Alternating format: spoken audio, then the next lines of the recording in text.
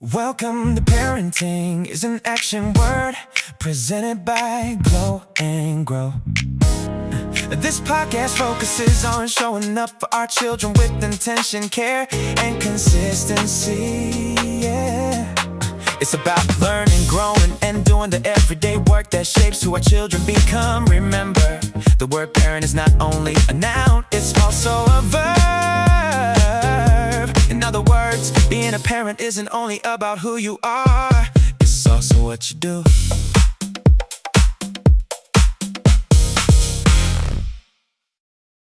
Welcome back to another episode of Parenting is an Action Word. And this episode kicks off a series that we're going to do where we're going to talk to parents who are parents of multiples. If you haven't really heard that phrase, that's anyone that has more than one child at one time. So that could be twins, triplets, or even more than that. So we're going to gain some perspective from them. And to kick off our series, we have Joslyn Cunningham, who is a mom of twins. Welcome to the podcast. Thank you for having me. I'm so excited to be here. Yes. And if you don't know me that well, I have twins. I have identical twin boys. They are 15 years old. And I'm just thinking back to when I found out, like, hey, it's not one kid in there. So what is your story when you realized that, oh, I'm carrying two passengers instead of one? Okay, this is hilarious. So I am a mother of twin daughters. They are fraternal. They are die twins, and they are 8. I found out actually at our first appointment. It was very scary. I'm not gonna lie. My first ultrasound, the ultrasound tech was really good. I wish I remember her name. She made the surprise of like, there's a second baby in there, and I instantly start crying because what do you mean? It was just not part of the plan. So seeing 2 babies in there was very scary, but then afterwards, it was really like, there was a lot of reflection in that. So yeah, it was in our very first appointment. Yeah, ours wasn't the first appointment. It was a little bit later, maybe, because I kept feeling really sick. And that was my first and only pregnancy. And the doctor's like, it's your first pregnancy. Everything's fine. But I had called so much that finally, in my opinion, they were like, just come on in because you keep calling us. And then the ultrasound lady did what she did. She's like, I'm going to get the doctor. So now I'm like panicking. Cause I'm like, did I lose the pregnancy? What happened? And the doctor comes in and was like, you have twins. I just remember my husband laughing hysterically. And I'm just like in shock. And I was just like, what are you laughing about? And he was like, okay, because he thought it was like candid camera, or he was like, this was like like I had set this up. And I'm like, no, I don't know this. This is new information. And then when it hit him that, oh, like this is real, his next question, which I can't blame him, he asked, are you sure there's 2 babies and not 3? Because there is a branch of my family where there are a couple of people that's had triplets. Oh, so wow. That was a legit, and they were like, we've never been asked that question before. And I'm like, I can understand what that question is. So I really can relate to the fear, because a lot of times you see people with multiple, you see the matching outfits, you see the rhyming names or the names that start with the same letter. But most of us go into a pregnancy thinking there's going to be one kid, and we're thinking about dollar signs and what it does to your body and all of these other things. So what was your pregnancy journey like, carrying 2 babies at once? Yeah. So I was pregnant with the twins after my daughter. So my oldest daughter, there's a 5-year gap. So I had the experience of a singleton pregnancy. The multiple pregnancy in the beginning felt very similar to my singleton pregnancy. As far as the sickness and the nausea, and I always had nightmares when I was pregnant. So like some of those things were typical.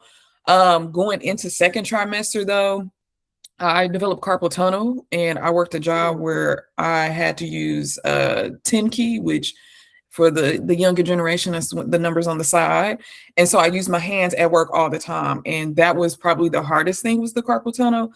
And I gained weight real quick in my second trimester, and I noticed that I was picking up weight quite a bit. Another thing is my mental health was so different with the multiple pregnancy. I I was in a position where I could not work as much because my body just was not allowing me to do as much work as I did with my first pregnancy. Because in my first pregnancy, I literally left work to give birth to my daughter.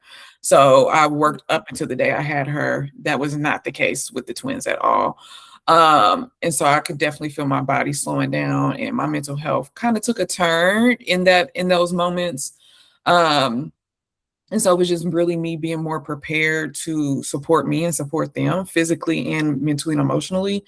And then I went into preterm labor at 31 weeks. So I ended up on bed rest the last 4 weeks of my pregnancy.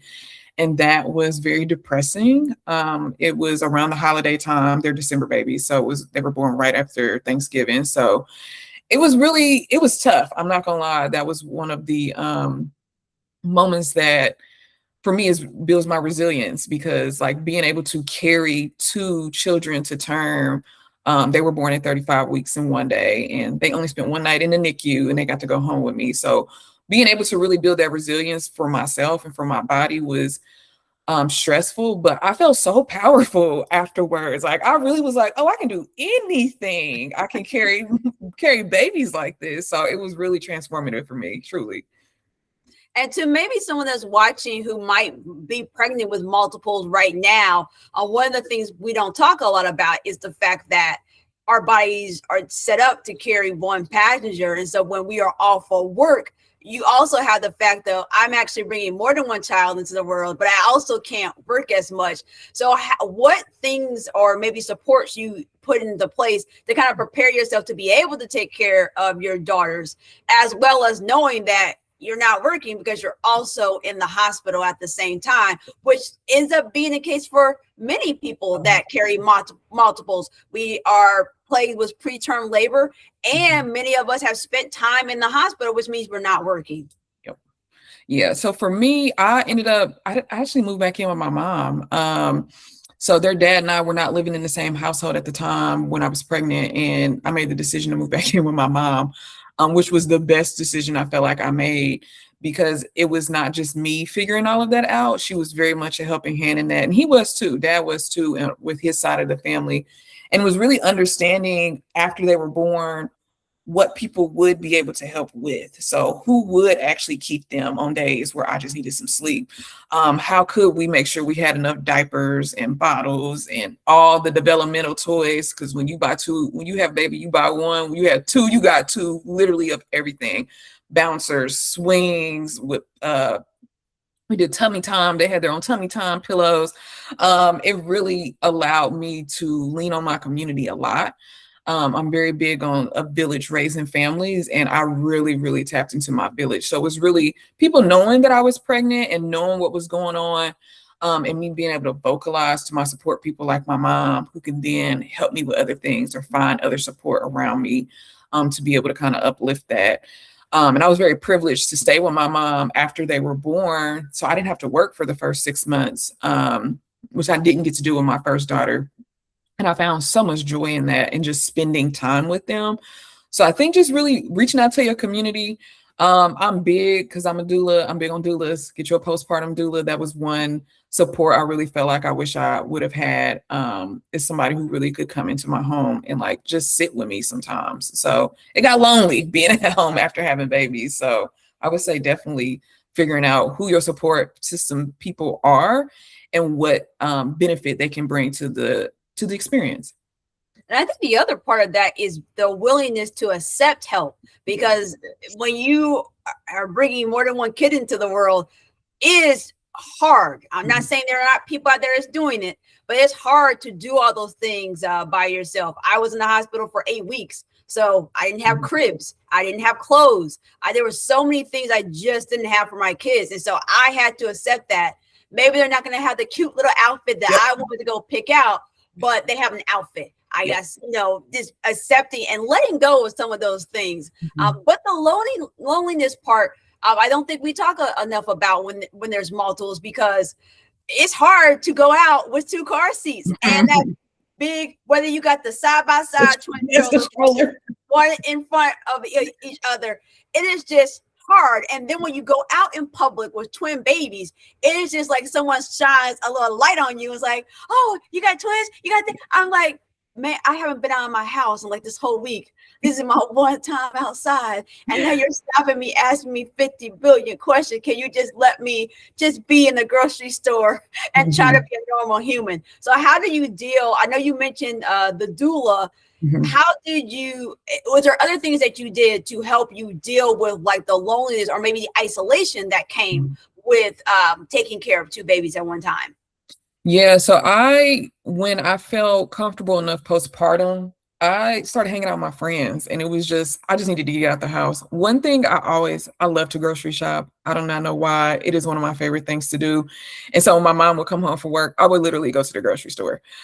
She would keep them for about an hour, and I'm like, look, I just want to run to Kroger. I just want to go to Target real quick. Let me just run to the store.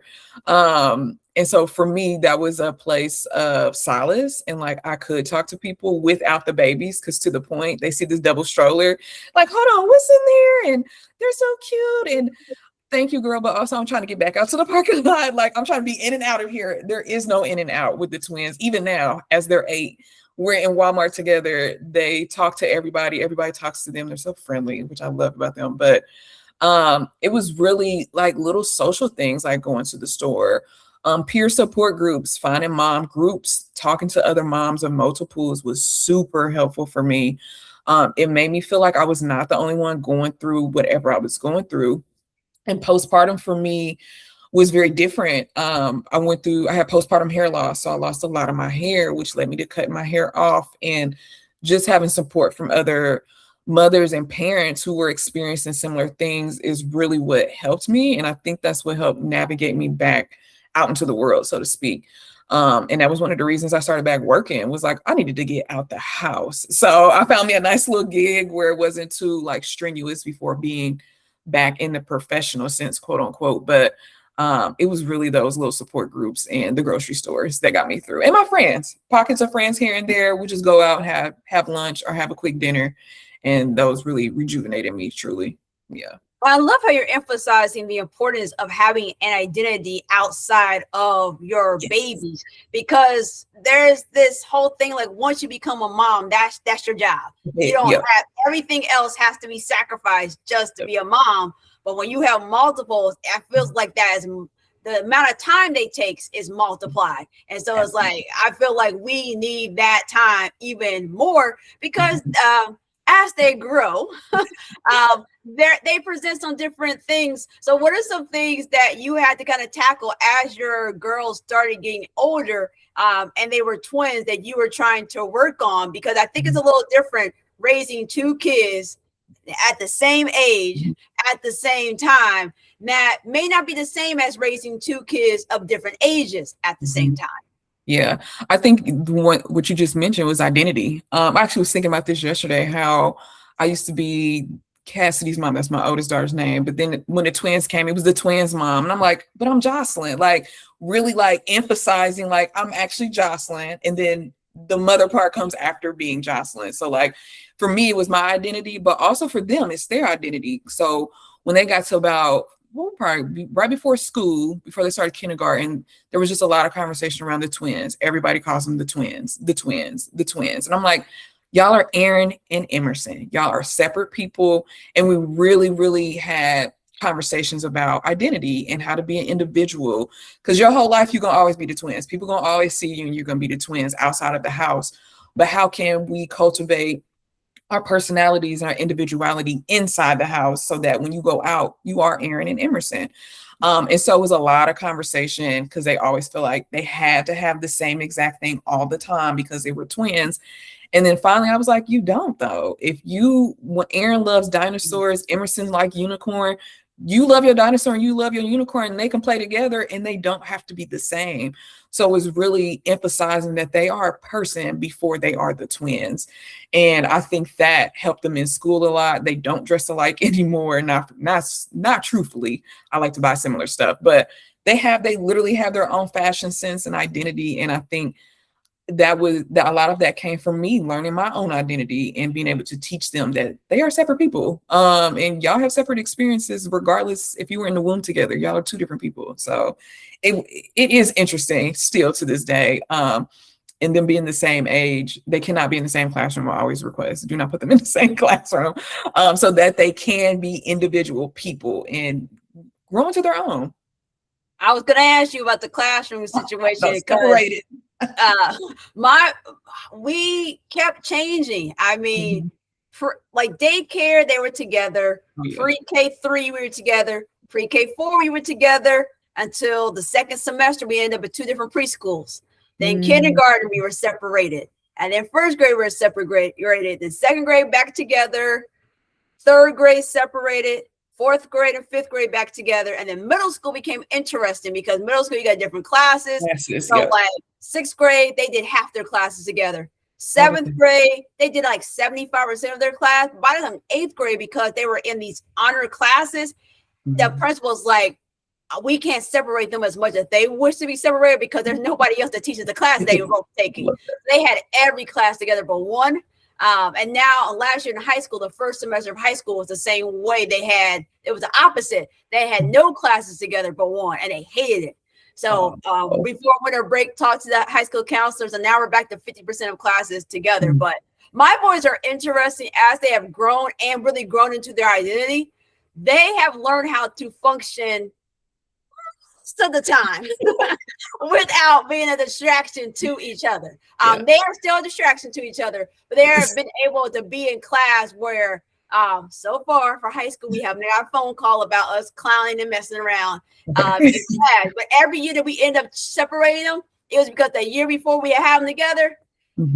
Yeah, we're doing stuff again, so we're gonna have to be separated again. But I think a lot of multiple parents separate their kids because that's the quickest way to force you to get an identity, because you got different teachers, you got different classmates. It forces you to figure out a way, because you can't even check in. You can't even check in to see what your twin is doing or what your other triplet is doing. You got to do you. So that really helps. Is there any special things that you did with your daughters at your home outside of the conversations to show them that they're not just the twins, that they're individuals?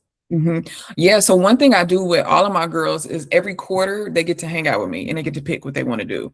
And because there's always this thing of we go somewhere and then I want to go and we need to go and Aaron needs to go. And I'm like, well, Aaron don't want to go. So I actually let them pick the things that they want to do. And so for instance, like my oldest daughter loves art, so we went to the art museum. And then Erin loves dinosaurs, so Jurassic Park came into town and that was her thing. We got together and did that.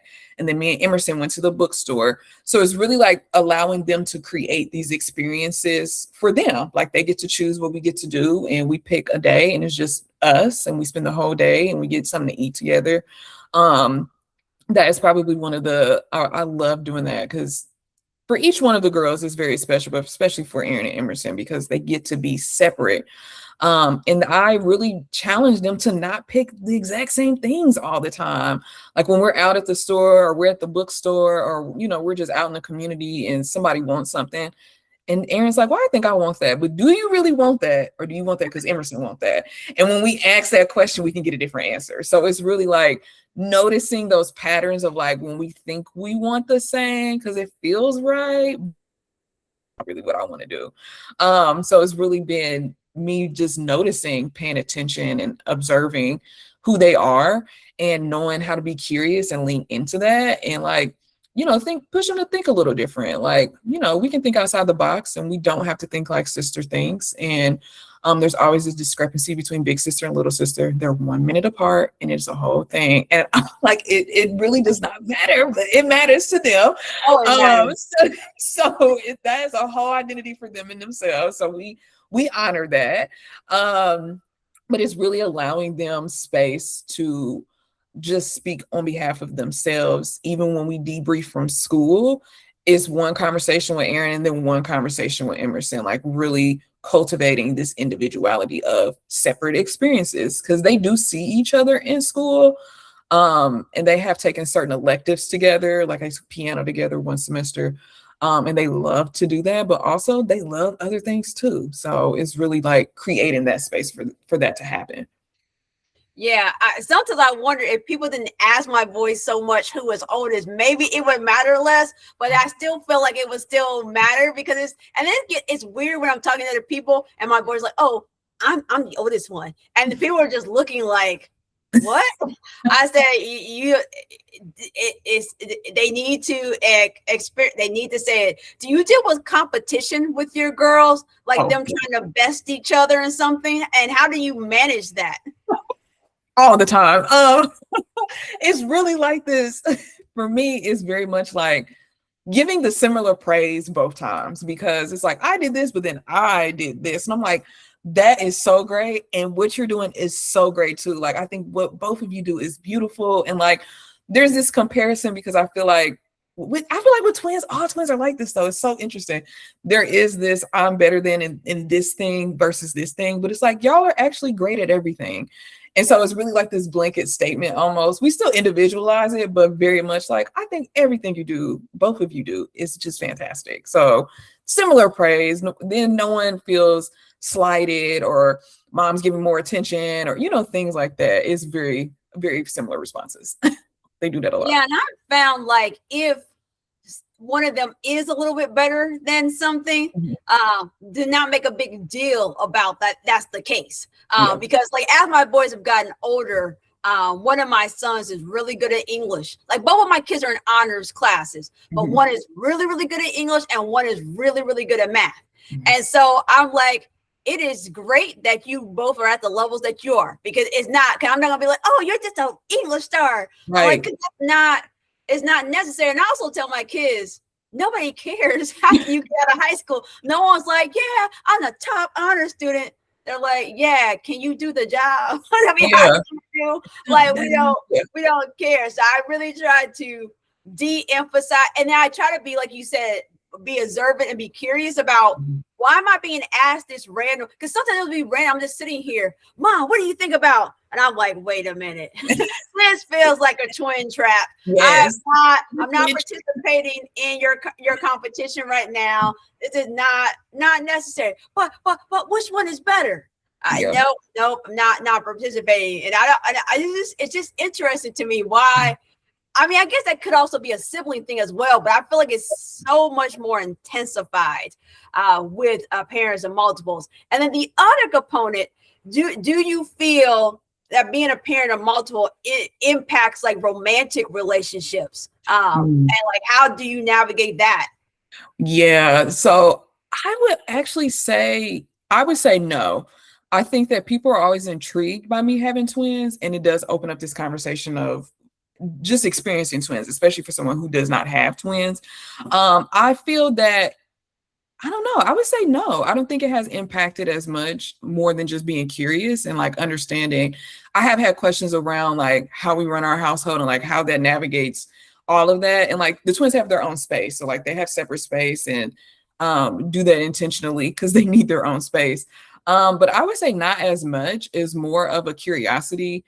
And I think being 8 years into this, I'm so used to answering questions that it doesn't bother me a whole lot. Because literally, like you said, since they were babies, I've been getting questions about having twins, and people are so intrigued by it, and it's so interesting.